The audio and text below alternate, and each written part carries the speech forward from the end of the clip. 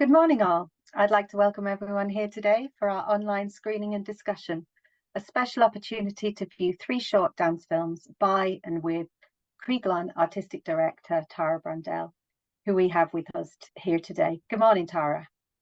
Hi, Justine. I was going to say it was a beautiful day in West Cork, but it's actually a little rainy now. I'm not sure how it is with you all at home. This online event is intended to give wider access to Uillinn Dance season, especially for those who might not find it easy to travel. If you have any technical difficulties, please let us know in the chat and Louise, our host, will help you out. The films run for about 80 minutes in total, and the total event will run for about an hour. And if everyone's okay, we will be recording for documentation purposes, and we'll share this recording amongst the group booked in. We will show the films one at a time, taking 5 to 10 minutes in between, where Tara will share her insights into the making of the works and invite questions from the audience. You can put questions in the chat or turn on your mic to ask a question at any opportune moment. During the screening, we ask you to keep your microphones and cameras off, and during discussion, it would be great to meet you with your cameras on, and if you feel comfortable, to give Tara and I someone to speak with. Our first film this morning is Bone, Stone, Dune, funded by UC Davis Provost Fellowship, looking at our connection to place, first premiered in Wicklow Screendance Laboratory. Thanks, Louise.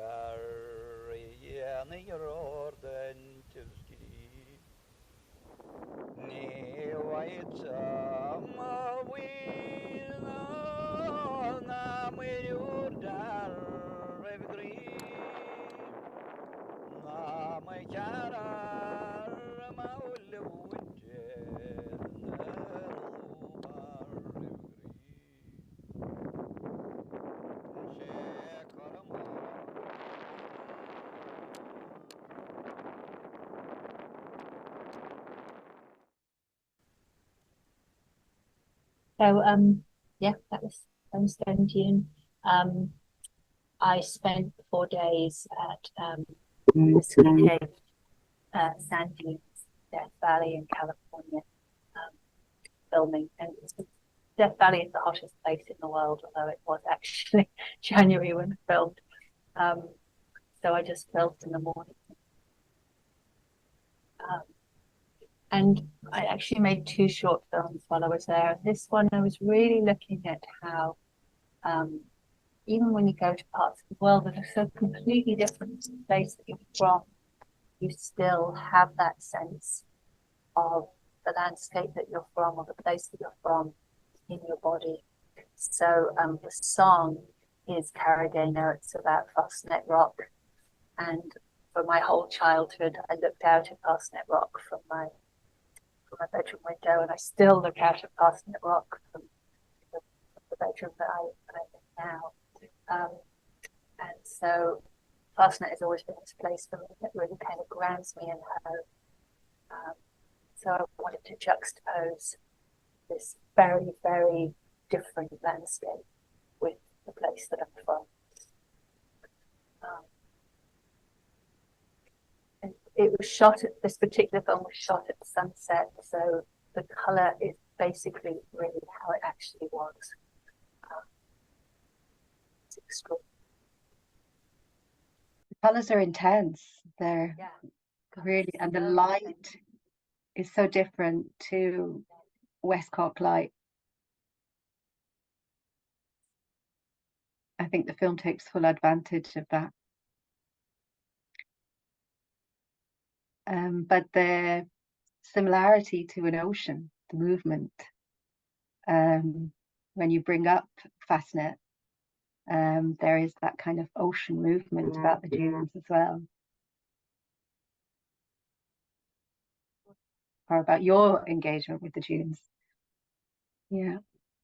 And did you work a long time in the space in advance to filming? Yeah, I mean, I worked all day for 4 days, and when it got too hot, I'd literally lie under a bush until it cooled down. So I completely immersed myself in the sand dunes for 4 days. And there's no water in Death Valley. I mean, there's drinking water, but there's no showers or anything. I had sand everywhere. My hair was just amazing by the time I got home.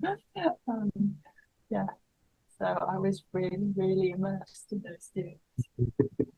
Fantastic exfoliant. I think Tara, I'd love to. I saved watching it for the first time so I could watch it with the audiences here today for the first time, but I'd love to watch it over and over again. It's one of those films that I think you could see many times and see different movements and your connection with the environment if you were able to watch it again and again. So I'm glad it's up in the gallery for a little while longer, and we can go and see it there. Are you drawn back to the space? Oh yeah, I mean, I'd love to go back there. Yeah, it's a very long drive from anywhere, and you'd have to pick your time of year. Yeah. I think it got up to like something ridiculous, like 140 degrees Fahrenheit this summer. So, in connection to your own, your more recent thinking and work in dance, in the environment and connecting to the environment and kind of issues of sustainability and I suppose global heat temperatures rising, it feels very relevant, you know, even though it's not your most recent work. Yeah, I think that's definitely true. Like, you know, the way that we're kind of having a barometer of the temperature of the world is looking at Death Valley as the hottest place and how that's increasing over time. Yeah. Would anybody like to offer any questions from the audience?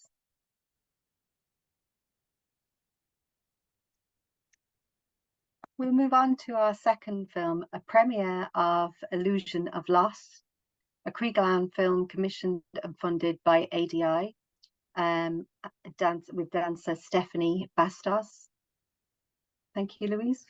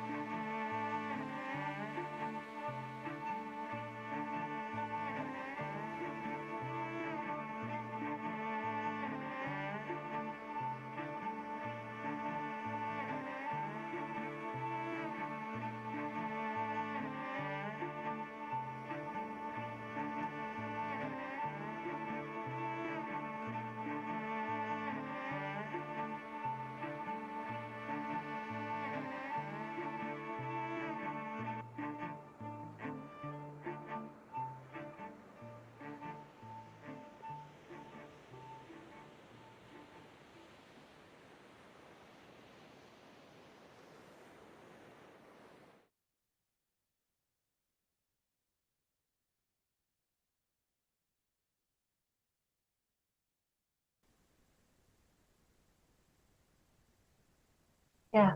So that film was created by Jenny Trainer, and she'd been asked by Arts and Disability Ireland to bring in a filmmaker to make a film, and I was in the process of making a piece that was kind of based around Me Too, the whole Me Too movement, and so she asked me if I'd make a film based around that. And I've been wanting to work with Stephani Bastos for a long time. She's a Brazilian American dancer based in the San Francisco Bay Area.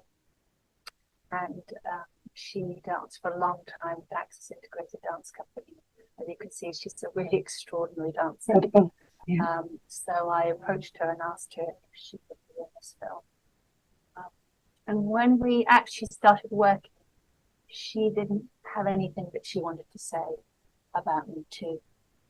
And so the film kind of went off in a different direction. But what she really wanted to talk about was her acquired disability and how so many years later into her life and her career as a dancer, that she no longer felt like it was a loss to have acquired disability. And she particularly wanted to play with her prosthetic and the way that it helps and hinders her as a dancer. So that was kind of the starting point for the film.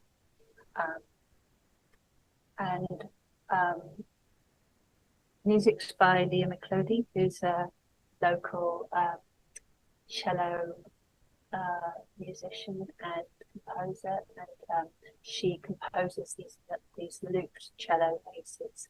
I work with her quite a lot in quite a lot of my choreographies.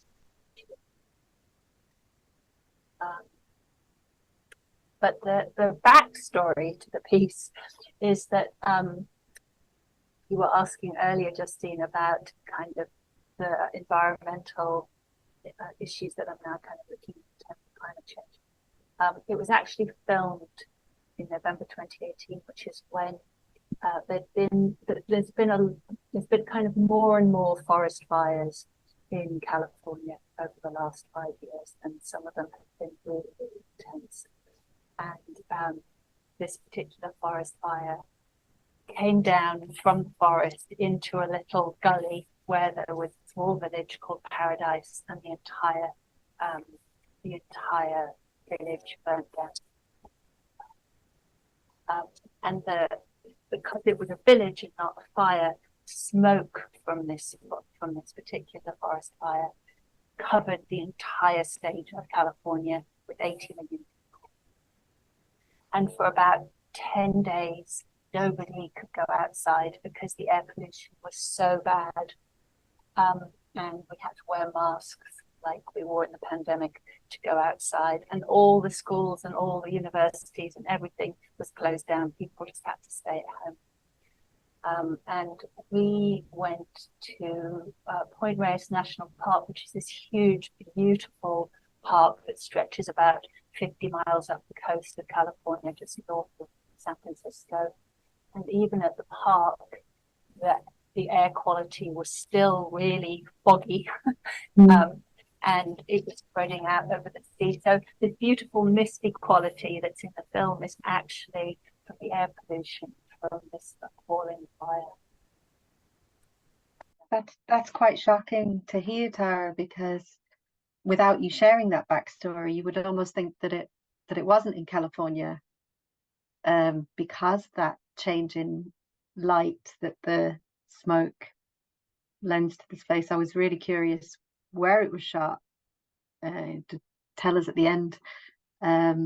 Yeah, and I was torn between, I know you live between America, the US and Ireland at times, and I was, could this be an island?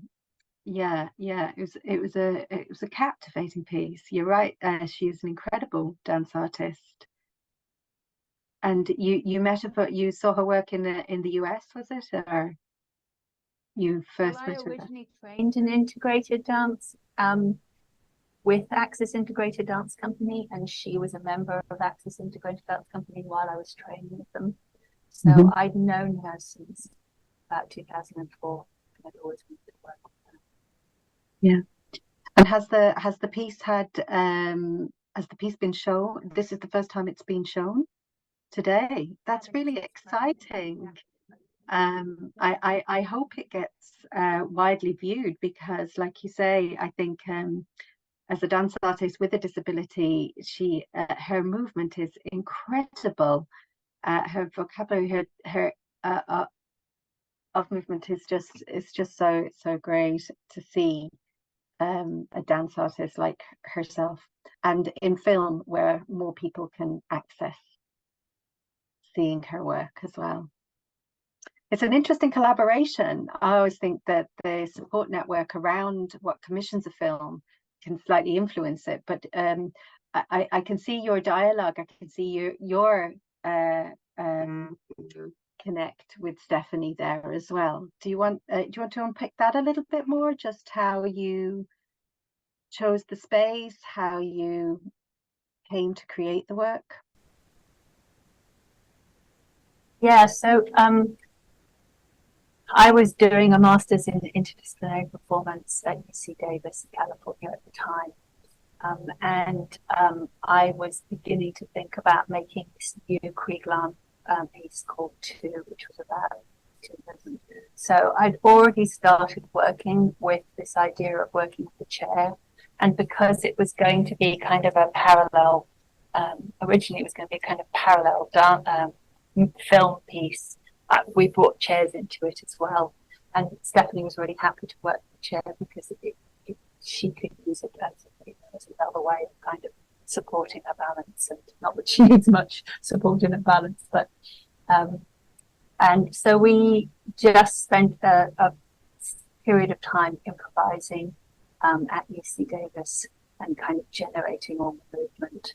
And then went to the Wicklow Beach to film it. Yeah, there's a question in the chat there. Do you choreograph to the music sound or create the sound to fit the choreography? Oh, definitely create sound to fit the choreography. Yeah. Yeah, and I don't think that Leah's. Sorry, you were saying there. I don't think that we actually ever used this piece of music by Leah when we were developing it. And you speak of we developing the movement. So in terms of your role as a choreographer, you work very much improvisationally with the dancer, is that? Yeah. Yes, absolutely. So all the movement was Stephani's movement. And then I crafted it and kind of saw the bits that I particularly liked. I brought in the influence of the chair, but it was very much her movement. And because I had a thing at the time about working in sand, I'd already made this piece in sand dunes in Death Valley, and that's why I wanted to work on it. And this time we have the ocean and the sand. Yeah, the kind of viscosity of sand and how it affects movement quality. And the environment as well seems to play a big part in influencing the movement.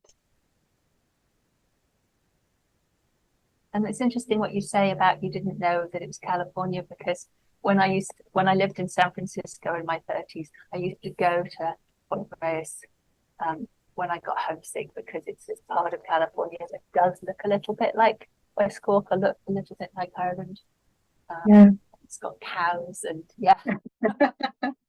It's nice to have that connect across the ocean. We'll move on to our final film now, which is quite different and yet a second premiere for Uillinn Dance season. It's called Bathroom Dreams, and it's funded by is it the Arts Council Dance Artist in Residence scheme? Okay, looking at rural isolation and in particular during lockdown. Yeah, over to you, Louise. Oh, sorry, Tara. You wanted to I think I'd just say that this piece feels more like the documentation of a live performance than a film per se. But I can talk more about that.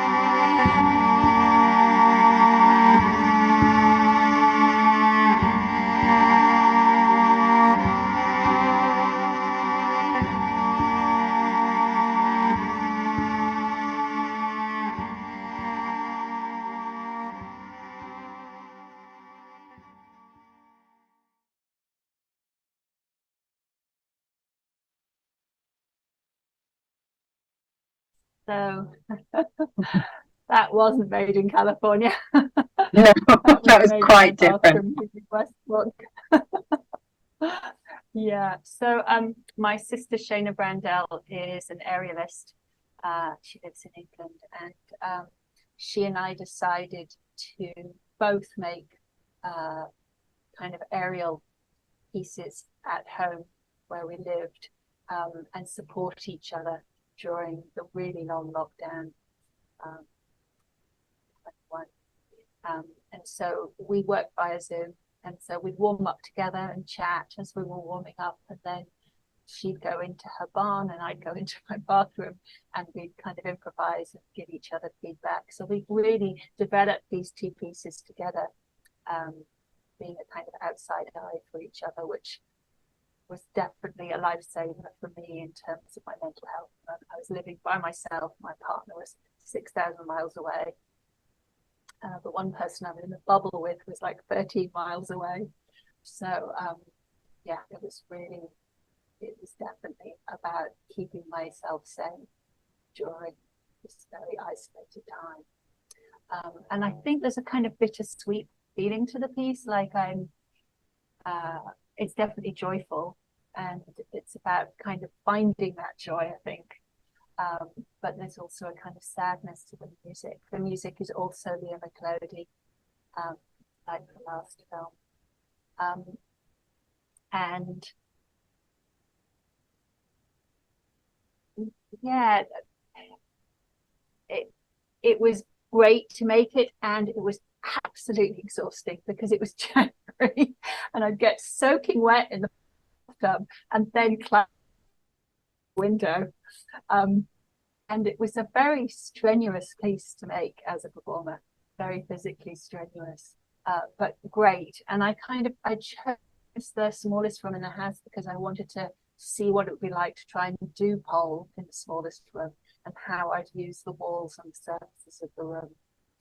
But also to give that sense of kind of claustrophobia and isolation that I think some of us were feeling during that lockdown particularly.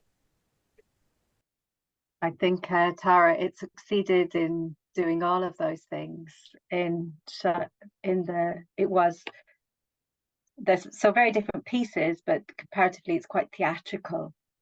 The stage set at the bathroom, being really confined, but within that great flight and flow, and like you say, joviality as well. And it did feel like you could feel the presence of your sister, maybe the connect, the outside. I can't remember the title you gave her at the end of the credits there, but outside viewer, outside eye. That's right, yeah. Which is, and then the escape at the end, which, yeah, which was kind of good to know that the freedom came. But yeah, the technical aspects of that piece must have been quite challenging. Yeah, definitely. And then also from a filmmaking point of view, because Yeah. I was just working, like we all were, I was just working with what I had. So really it needed proper film lighting, and I didn't have any access to that at the time. Yeah. And I was just using various lamps around the house. And the camera and its tripod were set up in the cupboard under the stairs, across from the bathroom.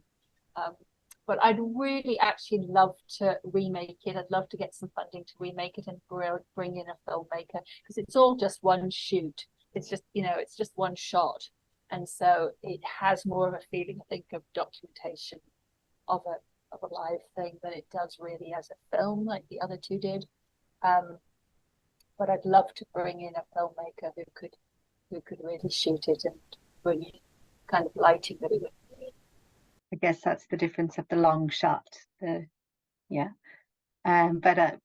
like you say, I think it really stands at a moment in time as well. It depicts that period, and so many of the experiences that we were all feeling, but expressed as pole dancing in your bathroom, which is pure brilliance. I really enjoyed the piece. Is there any questions from the audience on that? No, I think that as well, that piece could have been anywhere in the world at that time. Anywhere that is with a bathroom. lucky enough to have one. And I yeah, and just the the sense that of your body going out of shot and in shot as well, just kind of almost confined us as a viewer to knowing what was going on. So having it edited in a different way could really play on that as well, I think. Leo Micheladi, is it? Yeah, Leah McLeody. McLeody, yeah, she shared music. Did she play this music? Did she compose the music after seeing the work, or? No, she already had the piece, and this one I did. This piece of music I did rehearse to. Yeah, yeah. So I think a lot of the movement was originally generated without it, but then when I was doing a run through, I was running through the piece, I used the music. And the run throughs were amazing because I could only do it once a day, because once my hair got wet, then I couldn't film. So I had had one time to do it, because it's all one shot. That's great. Well, thank you so much, Tara. Thanks for sharing these 3 films with us.